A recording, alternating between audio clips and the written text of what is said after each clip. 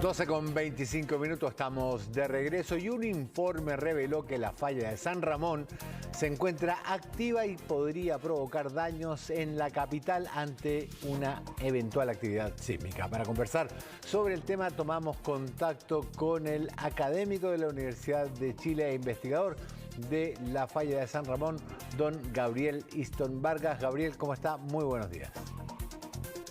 Buenos días, Rafael, y por supuesto también a todos quienes están mirando ahora. Gabriel, definamos primero qué es una falla y dónde se ubica la falla de San Ramón.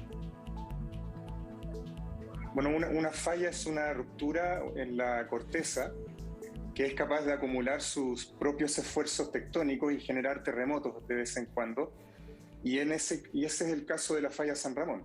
Es una fractura cortical que, de acuerdo a los antecedentes que hemos estudiado, es capaz de generar grandes terremotos de magnitudes 7,2 a 7,5 según nuestras estimaciones, y los últimos han ocurrido hace 17.000 y 8.000 años atrás. Ya. Y se ubica en la zona oriente de la región metropolitana. Claro, pasa a lo largo de todo el piedemonte del frente cordillerano, por todas las comunas del sector oriente de Santiago, de la región metropolitana, en realidad, desde Lo Barnechea por el norte hasta Pirque por el sur. Ya, o sea que un eventual movimiento en esta fractura, entendemos como movimiento esto, o una subducción, podría provocar un temblor o un terremoto en toda la región.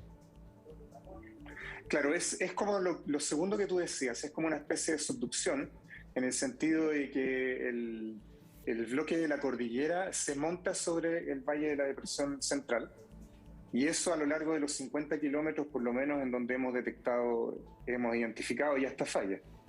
Ya. Ahora, la pregunta que uno se hace es, ¿cómo sabemos cuándo fue el último terremoto?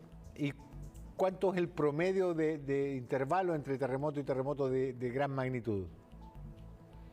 Sí, mira, esa es una gran pregunta, porque a diferencia de los terremotos de subducción, por llamarle así, por ejemplo, como el terremoto del Maule en el año 2010, o incluso el terremoto de 1960 o el de 1985, o los otros que hemos tenido más recientes, estos terremotos en fallas corticales ocurren a espacios de tiempo mucho más importantes. Entonces, ya no hablamos de décadas o incluso cientos de años para terremotos de gran magnitud, sino de varios cientos a miles de años. Y ese es el caso de la falla San Ramón, como también en el caso de otras fallas, en que son capaces de acumular esfuerzo tectónico durante miles de años, estar muy calladitas, generar temblores pequeños o terremotos de baja magnitud, y cada miles de años generan grandes terremotos. ¿Y cómo sabemos cuándo fue el último? 8.000 y 17.000 años, me dijiste, ¿no? Claro, eso la verdad es que lo sabemos ya desde el año 2012, cuando hicimos un estudio para la Seremi Minbu de la región metropolitana, en que abrimos trincheras, excavaciones. Estas fallas son muy difíciles de ver en superficie. Entonces abrimos excavaciones y ahí estudiamos el registro geológico y nos dimos cuenta que los últimos terremotos ocurrieron en esa data, hace 17.000 años y hace 8.000 años atrás. Sí, lo que pasa es que entre 17.000 y 8.000 hay poca distancia, digamos, o sea, hay más ahora, o sea, la pregunta en rigor es, yo sé que no se puede predecir un terremoto, pero ¿estaríamos digamos, en el milenio peligroso? Claro, eso es lo que también hemos venido planteando, y por eso nos preocupa esta situación, porque todas las evidencias apuntan a que el último gran terremoto ocurrió hace 8.000 años atrás. Y si el anterior ocurrió hace 17.000 años, efectivamente podemos suponer que la falla ya ha acumulado suficiente esfuerzo tectónico como para producir un nuevo gran terremoto. Y esa es la preocupación nuestra como científicas que estamos estudiando esto, que es un grupo grande en realidad de investigadores que venimos estudiando esto hace ya un par de décadas por lo menos.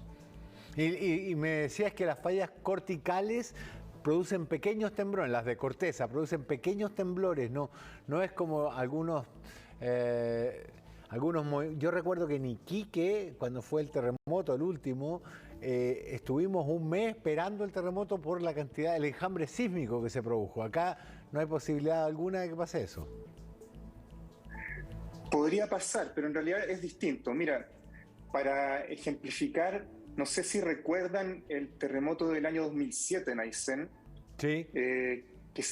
Claro, ese terremoto se sintió bastante fuerte. Y fíjense que ese terremoto fue magnitud 6,2 y fue producido por una falla cortical, es decir, una ruptura de falla geológica, no exactamente igual a la falla San Ramón, pero también una falla cortical. Entonces, ese terremoto de magnitud 6,2 fue capaz de generar remociones en masa, además generó intensidades muy importantes en torno a la falla de movimiento y causó una catástrofe en la época. Entonces, estamos hablando de terremotos que son en términos de magnitud más pequeños, pero que potencialmente pueden ser más dañinos en forma local. Y corrígeme si me equivoco, Gabriel, porque yo estoy en un terreno absolutamente desconocido para mí, pero si es una falla en la superficie, no pasa lo que ocurre con terremotos a muchos kilómetros de profundidad, que de alguna manera el efecto hacia la superficie se ve amortiguado por la cantidad de masa rocosa que se desplaza en el movimiento de la onda sísmica. Acá si es en superficie, si es un grado 6,2 de magnitud, debería tener efectos devastadores sobre las construcciones en Santiago. Tiene un potencial de daño mucho más importante, efectivamente, porque el terremoto ocurre a una baja profundidad y en este caso, tal como lo hemos venido planteando, la posibilidad de este terremoto es al lado de Santiago. Entonces, ya no hablamos de un terremoto que ocurre a 200 kilómetros de distancia hacia el mar y 40 kilómetros de profundidad, sino que hablamos de un terremoto que ocurre, que potencialmente, ¿cierto?, puede ocurrir aquí a 15 kilómetros de profundidad y al lado de Santiago. Ya. ¿Y nuestra construcción, de la cual estamos tan orgullosos, podría resistir este tipo de movimientos? Mira, lo primero que quisiera señalar es que la norma sísmica es bastante exitosa en Chile, afortunadamente, y cada vez se va especializando y se va mejorando. Y lo que hemos planteado es que sería importante y es necesario que se incorporen ahora las fallas activas, no solamente las fallas San Ramón, porque constituyen una fuente de peligro local que debe ser considerado como tal y que eventualmente puede ser o tiene un potencial de daño mucho mayor que, por ejemplo, como venimos conversando, los terremotos de subducción. Entonces, habría que revisar efectivamente la norma sísmica y eso es lo que hemos venido planteando ya desde hace varios años. Perdón, ¿cuál falla activa habría que incluir? Bueno, hay muchas fallas activas en Chile, pero de nuevo quisiera enfatizar es que constituyen un peligro local, entonces claro, uno las puede estudiar. Claro, en ciencia uno las puede estudiar, puede determinar cuál es el nivel de peligro, también junto con otros colegas de otras especialidades el riesgo, ¿cierto? Cuánta urbanización hay y todo eso. Y bueno, fallas como esta, o parecida a esta, la falla San Ramón, está la falla Cariño Botado, que da en la depresión de los Andes, está la falla Mesa Mávida, está la falla Liquiñovsky, que es una tremenda falla hacia el sur, y hacia el norte está la falla Atacama también, la falla Mejillones. En Chile hay muchas fallas, pero de nuevo, no significa que cada vez que andamos pisando un terreno estemos sobre una falla, sino que constituyen una fuente local de peligro que debe ser considerada como tal. Sí, yo recuerdo haber visto mucha información en medios estadounidenses sobre la falla de San Andrés, que, corrígeme de nuevo si me equivoco, que registró algún movimiento en los últimos 30 años, ¿no? Sí, bueno, a lo largo de la falla San Andrés, que es un gran sistema de falla en realidad, en el cual hay distintas fallas a su vez, distintos subfallas, se han registrado terremotos muy devastadores como el de San Francisco a principios del siglo XX y bueno, posteriormente muchos terremotos que en fallas de distinto tipo.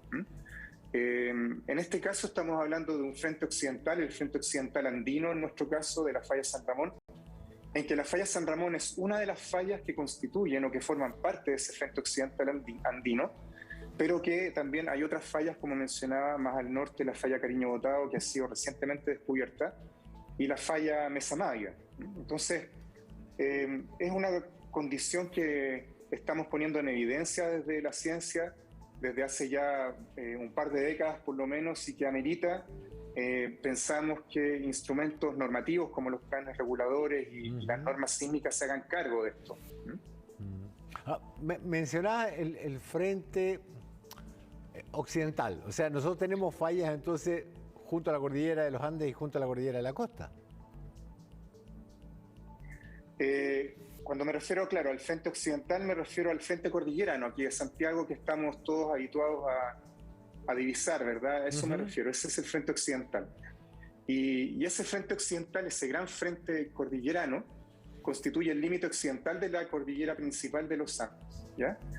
Y eso es lo que estamos aprendiendo, que ya no solo es la falla San Ramón, sino que esto en realidad es un gran sistema en el cual tenemos muchas fallas tipo San Ramón, que tienen distintos nombres, que constituyen finalmente el frente occidental. Ya, pero ¿tenemos fallas hacia el mar?